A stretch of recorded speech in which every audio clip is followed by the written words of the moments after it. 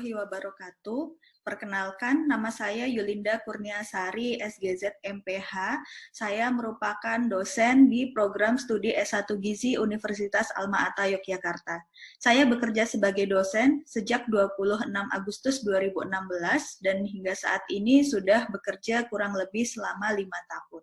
Berikut merupakan penjelasan blog Clinical Nutrition and Dietetics 2. Blog Clinical Nutrition and Dietetics 2 dengan kode AAIG 402 dilaksanakan pada semester 6 program S1 Gizi dengan bobot sebanyak 6 SKS terdiri dari 4 SKS teori, 1 SKS praktikum laboratorium, dan 1 SKS praktik lapangan. Deskripsi blog. Blog ini merupakan integrasi dari beberapa bahan kajian, yaitu asuhan gizi pada penyakit degeneratif, di mana pada blog ini mahasiswa akan belajar tentang konsep asuhan gizi pada pasien di rumah sakit. Blog ini akan dipelajari dengan menggunakan strategi pendekatan student-centered learning, diskusi tutorial, kuliah, penugasan terstruktur, serta pembelajaran mandiri. Untuk capaian pembelajaran lulusan yang diharapkan dengan mempelajari blog ini, yang pertama, mahasiswa mampu mempelajari dan mendeskripsikan nutrition care process atau proses asuhan gizi terstandar, serta asuhan gizi yang meliputi pengumpulan data riwayat atau assessment, kemudian penilaian status gizi, penyusunan diagnosis gizi, intervensi, dan monitoring evaluasi, serta edukasi pada pasien dengan kasus malnutrisi, penyakit infeksi, serta saluran cerna. Selain itu, capaian pembelajaran lulusan yang kedua, mahasiswa diharapkan mampu menerapkan nutritional care process serta asuhan gizi yang meliputi asesmen, diagnosis, intervensi, monitoring, dan evaluasi, serta pendidikan gizi pada seseorang dengan kasus non-communicable disease atau penyakit tidak menular. Adapun capaian pembelajaran mata kuliah pada blok ini, yang pertama, mahasiswa menguasai konsep asuhan gizi, patofisiologi, ilmu dietetik, dan penyakit tidak menular secara mendalam pada kelompok masyarakat berupa ibu, anak, dan lansia.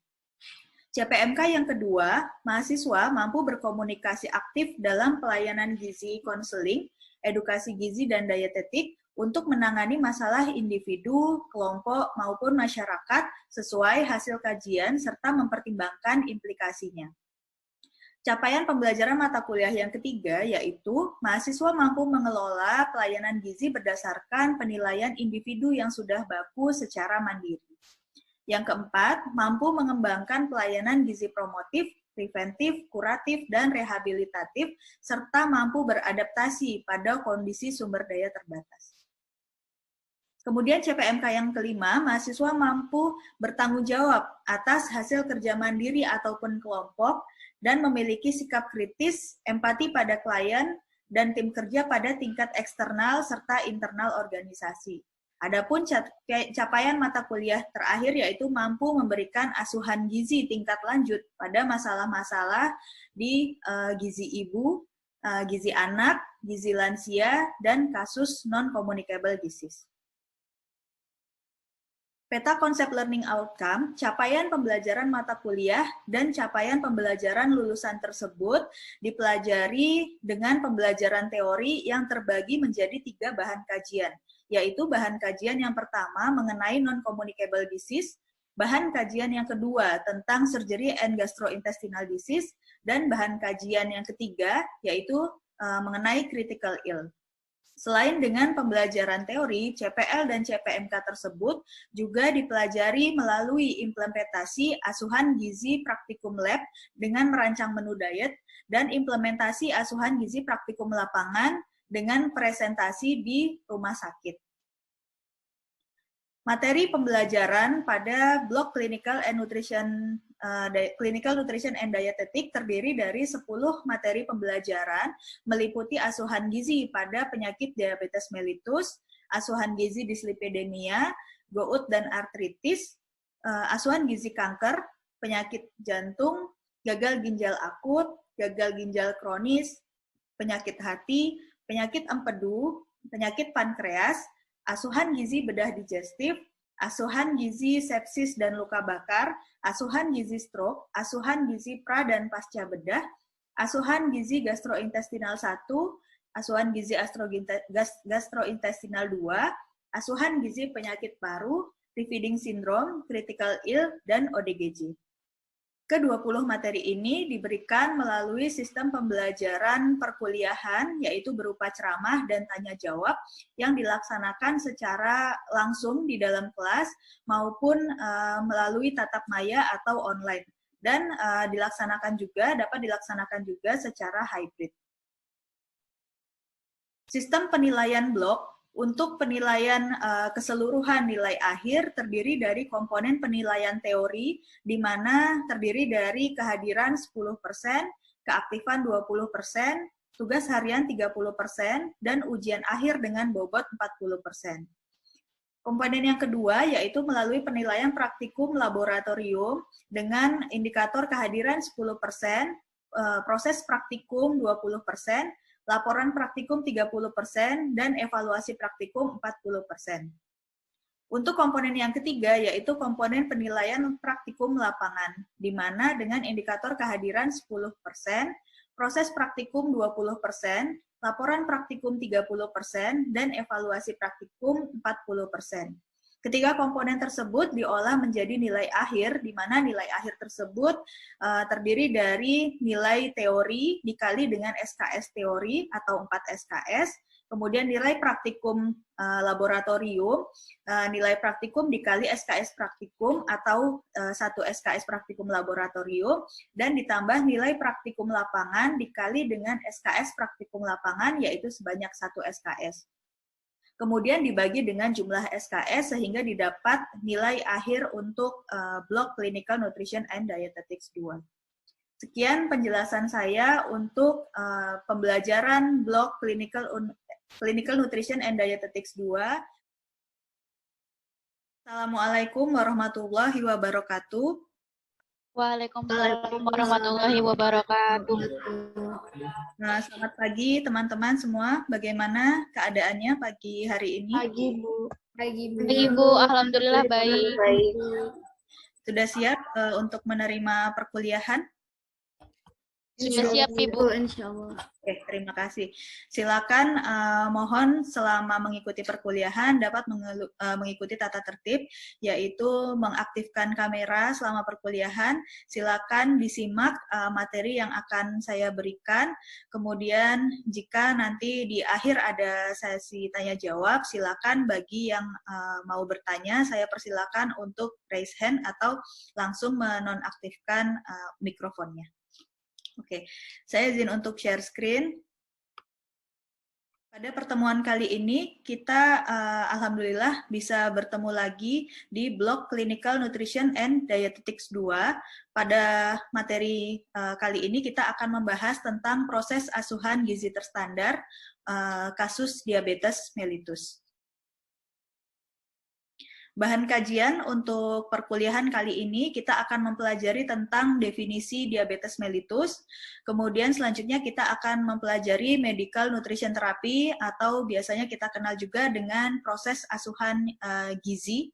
Proses asuhan gizi untuk kasus diabetes mellitus nanti meliputi asesmen, diagnosis gizi, intervensi, kemudian kita juga akan membahas mengenai parameter untuk proses monitoring dan evaluasi. Sebelumnya, saya sampaikan bahwa perkuliahan kali ini sudah saya upload di e-learning. E-learningnya bisa diakses di elearning.almaata.esi.id. Nah, di sini sudah ada topik-topik yang akan kita bahas selama 1 blok, dan khusus untuk perkuliahan kali ini sudah bisa diakses pada laman asuhan gizi diabetes mellitus. Mengawali dengan definisi diabetes mellitus. Mungkin teman-teman sebelumnya sudah sering ya mendengar penyakit diabetes mellitus. Sebetulnya diabetes mellitus itu apa sih? Nah, ini yang akan kita pelajari lebih lanjut pada pertemuan kali ini. Diabetes mellitus atau disingkat DM merupakan suatu kelompok penyakit metabolik. Nah, karakteristiknya yaitu terjadi hiperglikemia atau peningkatan kadar glukosa darah glukosa di dalam darah. Nah, ini terjadi karena apa? Terjadi karena kelainan sekresi insulin, kerja insulin, atau kedua-duanya. Nah, DM ini merupakan gangguan metabolisme karbohidrat, protein, dan lemak akibat ketidakcukupan sekresi insulin dan resistensi insulin pada jaringan yang dituju. Jadi, kunci pada kasus diabetes mellitus adalah insulin yang tidak bekerja dengan maksimal di dalam tubuh, atau adanya insulin tapi tidak dapat bekerja secara maksimal untuk menyerap glukosa di dalam darah. Nah, itu untuk definisi diabetes. Di sini kita mengenal ada 4 jenis diabetes mellitus ya. Ada DM tipe 1, di mana deskripsinya terjadi destruksi sel beta pankreas, umumnya berhubungan dengan defisiensi insulin absolut. Nah, DM tipe 1 ini lebih ke kelainan genetik ya. Jadi kalau misalnya kalian pernah mendengar bahwa ada anak kecil tapi sudah mengalami DM, nah itu kemungkinan DM yang dialami adalah DM tipe 1 karena merupakan kelainan bawaan. Nah, selain DM tipe 1 ada DM tipe 2. Nah, di DM tipe 2 ini yang nantinya mungkin akan banyak kita kan kita dapatkan di masyarakat, karena di sini deskripsinya ini lebih bervariasi, kemudian mulai dominan resistensi insulin disertai defisiensi insulin relatif sampai dengan yang dominan, kemudian di sini menyebabkan defek sekresi insulin disertai resistensi insulin. Jadi DM tipe 2 ini lebih ke seseorang yang sudah berusia lebih dari 40 tahun, kemudian disebabkan oleh pola makan, obesitas, dan sebagainya. Jadi bukan kelainan bawaan. Kemudian yang ketiga, nanti mungkin akan banyak juga yang ditemui di lapangan adalah istilahnya diabetes mellitus gestasional, yaitu diabetes mellitus yang terjadi pada ibu hamil. Gitu. Jadi seseorang hamil kemudian didiagnosis mengalami DM pada biasanya trimester kedua atau ketiga kehamilan, di mana sebelumnya itu tidak mengalami DM gitu. Jadi DM yang dialami pada masa kehamilan itu dikenal dengan diabetes mellitus gestasional. Kemudian klasifikasi lain yaitu tipe spesifik yang berkaitan dengan penyebab lain seperti sindroma diabetes monogenik, penyakit eksokrin pankreas, kemudian bisa juga disebabkan oleh obat atau zat kimia lain. Nah, ini kriteria diagnosis diabetes mellitus. Kapan kita mencurigai ya, mencurigai seseorang itu mengalami diabetes mellitus? Yang pertama, perlu dipikirkan ketika seseorang itu mengalami keluhan klasik ya. Keluhan klasik itu kita kenal dengan istilah poliuri, polidipsi, dan polifagi. Poliuri itu di mana banyak mengeluarkan air kecil, buang air kecil yang lebih sering daripada biasanya.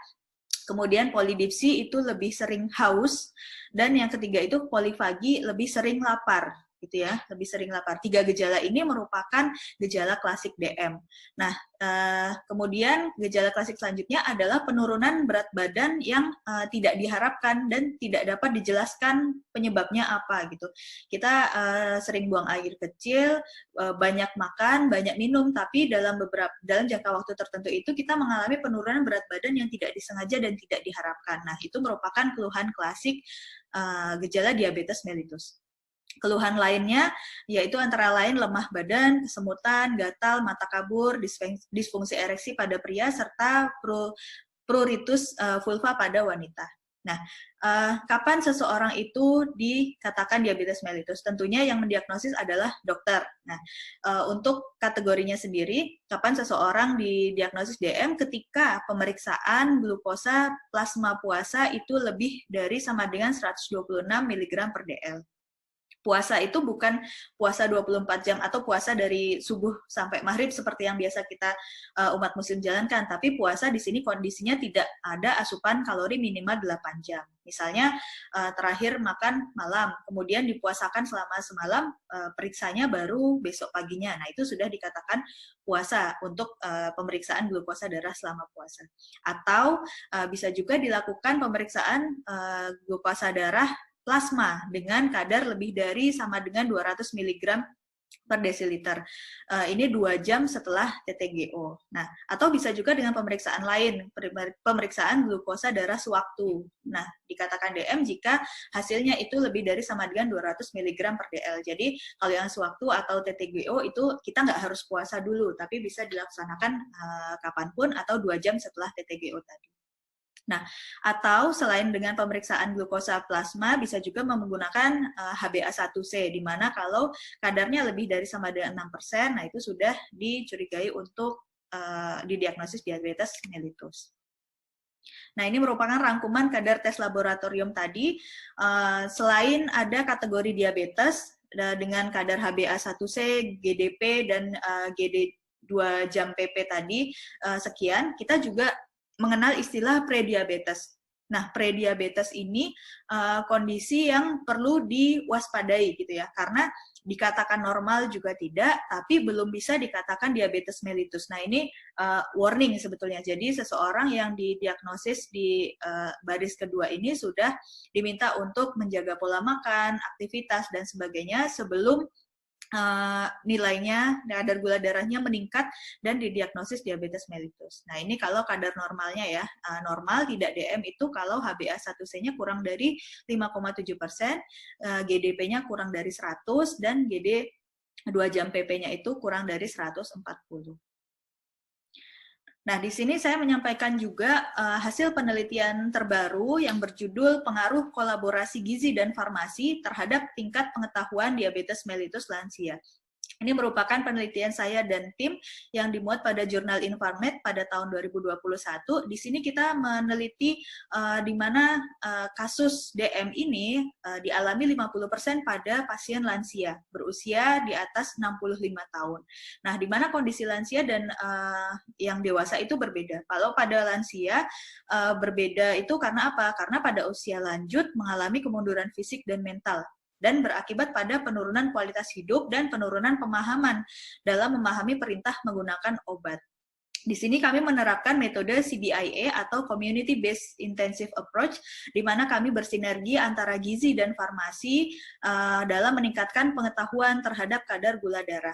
Hasil dari penelitian ini menunjukkan bahwa setelah dilakukan intervensi berupa asuhan farmasi dan gizi bersama-sama dengan menggunakan metode CBIA ini dapat meningkatkan pengetahuan pada diabetes mellitus di kalangan lansia dibanding kelompok yang tidak diberi pendekatan metode CBIA. Jadi dari hasil penelitian ini dapat kita pelajari bahwa sebetulnya penanganan diabetes mellitus itu tidak dapat diselesaikan hanya dari satu bidang gitu, nggak hanya dengan gizi saja dengan memberikan intervensi diet, tapi harus bekerja sama juga dengan berbagai bidang atau interprofessional education dengan farmasi, perawat, dokter, dan sebagainya.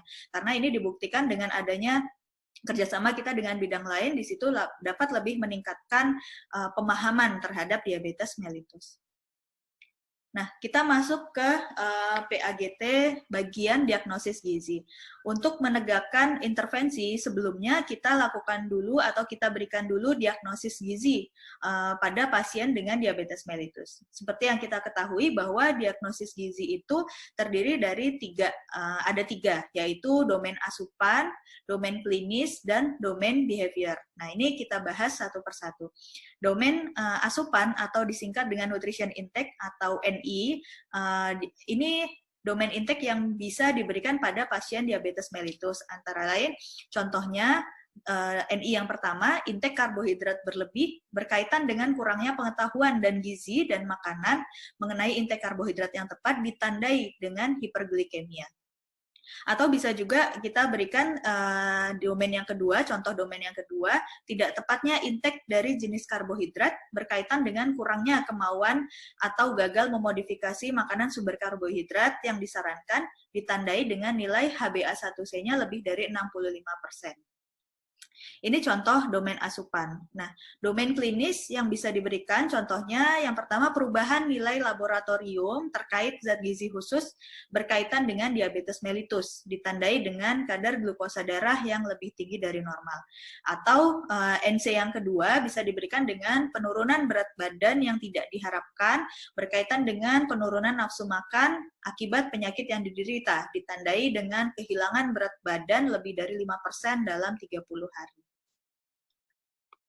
Kemudian ini contoh domain perilaku atau disingkat dengan nutrition behavior yang bisa diberikan pada pasien DM antara lain kebiasaan yang salah mengenai asupan makanan berkaitan dengan kebiasaan makan tidak untuk memenuhi kebutuhan gizi ditandai dengan makan makanan yang kurang beragam. Atau bisa juga diberikan keterbatasan mentaati rekomendasi yang berhubungan dengan gizi berkaitan dengan kurangnya pengetahuan mengenai alasan dan cara pembuatan cara perubahan ditandai dengan hasil laboratorium dan intake zat gizi yang diharapkan tidak tercapai. Nah, itu merupakan contoh-contoh diagnosis gizi yang bisa diterapkan pada pasien diabetes mellitus. Nah, kita masuk ke bagian intervensi atau komposisi makanan yang dianjurkan.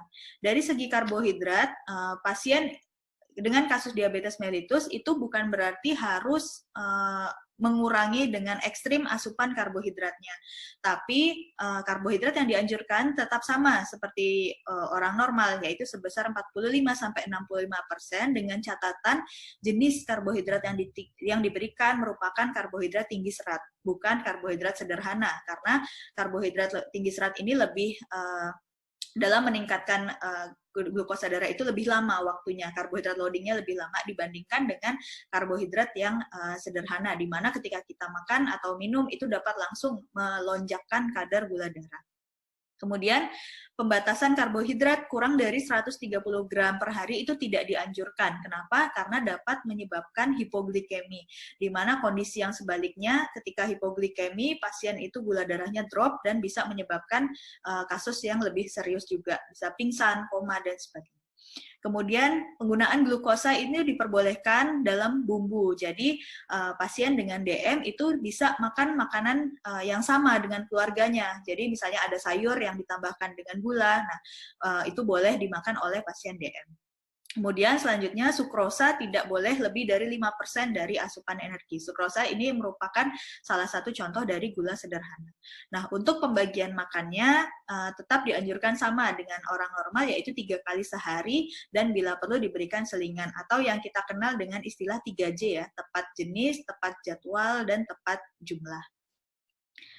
Kemudian untuk lemak, asupan lemak yang dianjurkan ini sekitar 20-25% dari kebutuhan kalori, di mana tidak diperkenankan lebih dari 30% dari asupan energi. Komposisinya yang dianjurkan yaitu lemak jenuh kurang dari 7%, lemak tidak jenuh kurang dari 10%, selebihnya dari lemak tidak jenuh tunggal sebanyak 12-15%. Kemudian untuk protein, ini kebutuhannya sebesar 10-20% dari total asupan energi. Di mana dengan catatan khusus pada pasien yang mengalami komplikasi seperti nefropati diabetik, yaitu perlu diturunkan asupan proteinnya menjadi 0,8 gram per kilogram berat badan per hari.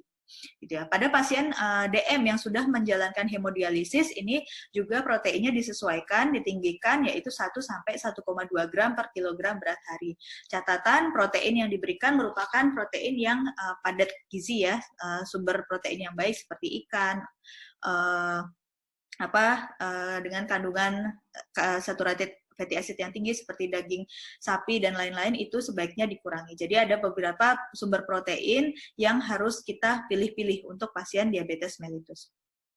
Selanjutnya natrium yang dianjurkan itu sama dengan orang sehat yaitu kurang dari 1.500 mg per hari dengan catatan pasien DM yang hipertensi itu perhitungannya disesuaikan dengan penyakit hipertensinya.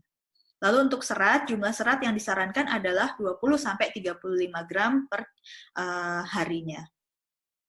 Nah, ini selanjutnya untuk pemanis alternatif, kita bisa menggunakan pemanis alternatif yang aman digunakan sepanjang tidak melebihi batas aman. Jadi, walaupun kita bisa memberikan pemanis alternatif pada pasien DM, tapi tetap diperhatikan batas amannya jangan melebihi dari acceptable daily intake-nya. Kemudian, selanjutnya, ini untuk menghitung kebutuhan kalori. Dalam perhitungan kalori, kita bisa menggunakan berat badan ideal menggunakan rumus Broca. Nah, ini untuk koreksi perhitungan kalori, kita harus mempertimbangkan jenis kelaminnya. Ketika pasien perempuan, maka kalori yang diberikan sebesar 25 kilokalori per kilogram berat badan. Kalau untuk laki-laki lebih tinggi, yaitu 30 kilokalori per kilogram berat badan. Nah, ada koreksi umur pada pasien DM, di mana untuk pasien yang lebih dari 40 tahun, ini kebutuhan kalorinya kita kurangi 5% untuk setiap dekade selanjutnya. Kemudian antara 60 sampai 69 tahun itu dikurangi 10%, dan pasien lebih dari 70 tahun itu dikurangi 20%. Ya, ini untuk koreksi umur. Selain itu juga kita perhatikan aktivitas fisiknya. Kalau dalam keadaan istirahat, berarti ada penambahan sebesar 10%. Kalau dia masih beraktivitas, untuk aktivitas yang ringan itu diberikan 20%, yang sedang 30%, aktivitas berat 40%, dan sangat berat itu 50%. Nah, selain itu juga perlu kita pertimbangkan ada atau tidaknya kondisi stres metabolik dan berat badan. Studi terbaru yang lain melalui desain kualitatif, judulnya Mother's Experience in Management of Gestational Diabetes Mellitus During and After Pregnancy in Yogyakarta. Hasil penelitian ini telah dimuat pada Open Access Macedonian Journal of Medical Sciences pada tahun 2022. Nah, di sini kita membahas tentang kejadian DMG berhubungan dengan risiko kesehatan ibu dan anak, seperti preeklamsi, kelahiran prematur, perkembangan DM tipe 2 pada 5-10 tahun setelah kehamilan. Jadi, di sini dukungan psikologis dari keluarga dan profesional sangat diperlukan dalam mencapai keberhasilan manajemen gestasional diabetes mellitus. Nah, kesimpulan dari penelitian ini, selama kehamilan, para responden melakukan manajemen diet. Untuk jenis snack, masing-masing peserta itu bervariasi. Ada yang mengkonsumsi sayuran, buah, hingga makanan ringan. Ada satu peserta yang mengikuti diet ketat karena tidak mau menerima insulin. Jadi, sangat menjaga pola makannya agar tidak diberikan insulin tambahan gitu ya. Nah, pada akhir penelitian di sini dapat disimpulkan semua peserta berhasil mencapai kadar gula darah yang optimal dengan melakukan kombinasi pola makan dan aktivitas fisik. Nah, ini merupakan rekomendasi aktivitas fisik bagi pasien DM. Nah, prinsipnya adalah FITT atau tepat frekuensinya, intensitasnya tepat, temponya tepat, dan tipe olahraga yang dipilih itu juga tepat. Ini merupakan referensi yang saya gunakan untuk materi pada kali ini. Bisa disimak. Jika dirasa PowerPoint-nya ini kurang, teman-teman dapat mengakses sumber referensi yang kami gunakan. Terima kasih. Berikut materi dari saya. Sekian. Sebelum kita tutup, kita buka sesi tanya-jawab. Silakan bagi teman-teman yang memiliki pertanyaan dapat langsung menonaktifkan mikrofonnya. Ibu izin bertanya. Baik, Mbak Mutiara, silakan. Baik, Ibu. Izin bertanya, untuk kasus diabetes mellitus pada pasien obesitas, perhitungan kebutuhan gizinya menggunakan berat badan ideal atau aktual ya, Ibu? Oh iya, terima kasih Mbak Mutiara atas pertanyaannya. Jadi untuk perhitungan gizi pada pasien diabetes mellitus dengan kasus obesitas, kita tetap menggunakan berat badan ideal, gitu ya Mbak. Jadi kita hitung dulu berat badan idealnya menggunakan rumus Broca. Setelah itu, setelah didapat berat badan idealnya, baru kita tentukan kebutuhan gizinya. Terima kasih. Mbak Mutiara, ada lagi yang mau ditanyakan? Sudah, Ibu. Cukup. Terima kasih. Terima kasih, sama-sama. Selanjutnya ada lagi bertanya. Silakan Mbak Fatika. Baik. Untuk aktivitas fisik yang disarankan untuk pasien diabetes mellitus itu seperti apa saja, Bu? Oke, Terima kasih Mbak Fatika atas pertanyaannya yang ditanyakan mengenai aktivitas fisik ya. Tadi aktivitas fisik kita bahas sekilas bahwa yang sebaiknya dilakukan oleh pasien diabetes mellitus itu dengan prinsip FITT ya. Nah, kita tidak memaksakan seseorang itu harus melakukan aktivitas fisik yang berat atau harus mentargetkan berat badannya harus turun sekian dalam jangka waktu tertentu. Nah, untuk aktivitas fisik silakan disesuaikan dengan kemampuan pasiennya. Begitu Mbak Fatika? Baik Ibu, terima kasih.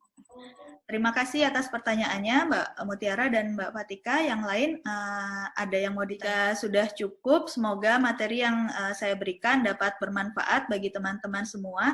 Kita tutup pertemuan kali ini. Wabillahi taufik walhidayah. Wassalamualaikum warahmatullahi wabarakatuh.